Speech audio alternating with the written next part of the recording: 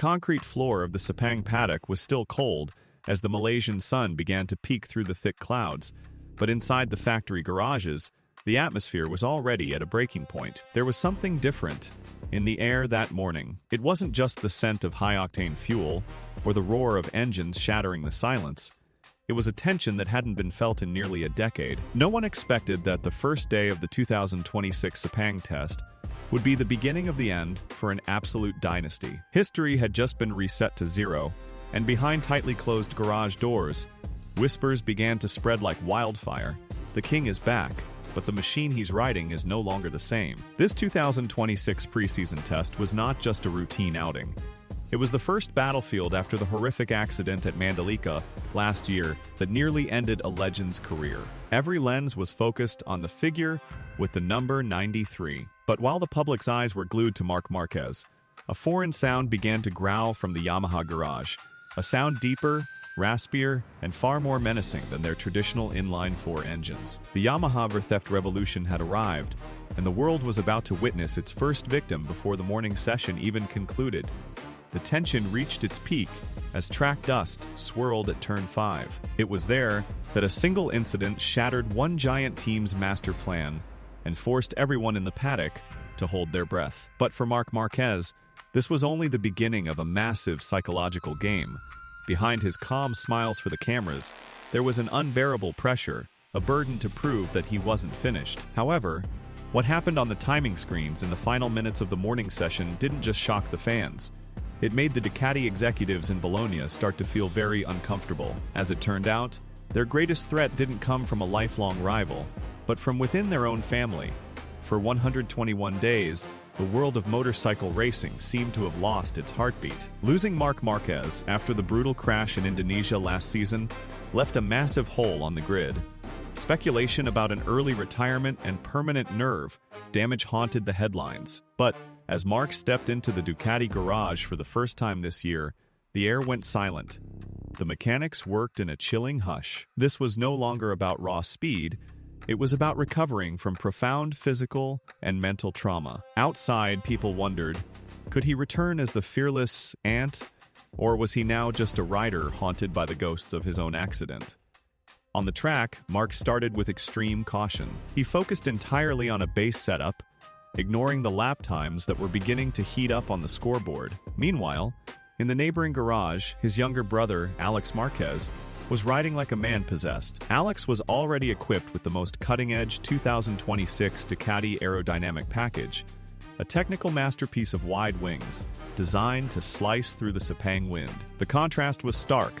The legendary Marc was still fumbling with the conservative, standard package, while Alex had already vanished into the distance. Many began to whisper at the trackside, had the era of Marc truly ended, and had the torch finally been passed? But inside the paddock, those whispers began to turn into genuine fear for his competitors. Despite sitting in 13th place initially, Marc's consistency in every sector showed he was hiding something. He wasn't chasing a lap time. He was gathering intelligence for an unexpected counterattack. The weight on his shoulders was immense, yet Marc maintained his rhythm, as if performing a dangerous dance with his GP26. But before he could show his teeth, a localized explosion of drama occurred on the other side of the circuit that changed the entire narrative of day one. Just as the session began to peak, shocking news broke from turn 5. Fabio Quartararo, the spearhead of Yamaha, was down. It wasn't just a minor slide. His new Yamaha was in pieces after hitting the asphalt at high speed. In the Yamaha garage, the faces of the Japanese engineers went pale instantly. Fabio suffered a heavy setback, a violent impact that shook the team's morale. Although the medical team confirmed no broken bones, the trauma of the incident forced El Diablo to sideline early. Behind the scenes, tension mounted because this was the bike meant to bring Yamaha back to the top. Yet it was the very machine that nearly ended their Star Riders season before it began. Quartararo's destruction at turn 5 opened a gap for a new phenomenon the MotoGP public had never seen before. While Fabio struggled with his pain, his new teammate, Toprak Razgatlioglu, began doing things that were thought to be impossible by the laws of racing physics. The Turkish Tornado wasn't just adapting to the new Yamaha V4 engine, he was domesticating it with a highly provocative style. Running without a rear wing, a technical decision that made rivals squint in disbelief. Toprak flew across the finish line, with a time that silenced the entire paddock. What Toprak did that day was an insult to the old hierarchy. He managed to outpace the defending world champion, Pecco Bagnaia, who was languishing in 17th. The atmosphere in the Ducati Lenovo garage turned toxic.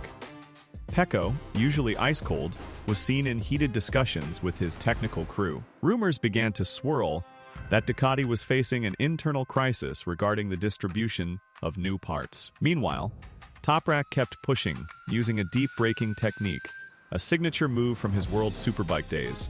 Veteran mechanics confessed they had never seen a prototype bike treated so brutally. Yet, Toprak's magic was only one piece of the puzzle, as another resurrection was happening in the most unexpected garage. For years, the Honda RC213V had been a symbol of suffering and technological failure. But at Sepang 2026, this sleeping giant woke up with an extraordinary rage. From the moment they hit the track, Luca Marini and Joan Mir posted terrifyingly competitive times. Their primary weakness, top speed, had vanished overnight. The new Honda rocketed down the Sepang Straits as if they had a secret jet engine under the seat. Speculation erupted. Had Honda found a loophole in the electronics regulations, or was this the result of a radically new chassis? Tension at the front intensified as Luca Marini shadowed Alex Marquez's times. It was a rare sight, a Honda in P2, threatening Ducati's absolute reign. Marini looked incredibly comfortable with the weight distribution of his new machine, allowing him to carry far more corner speed than last season. However, Honda's success began to trigger unrest among satellite teams.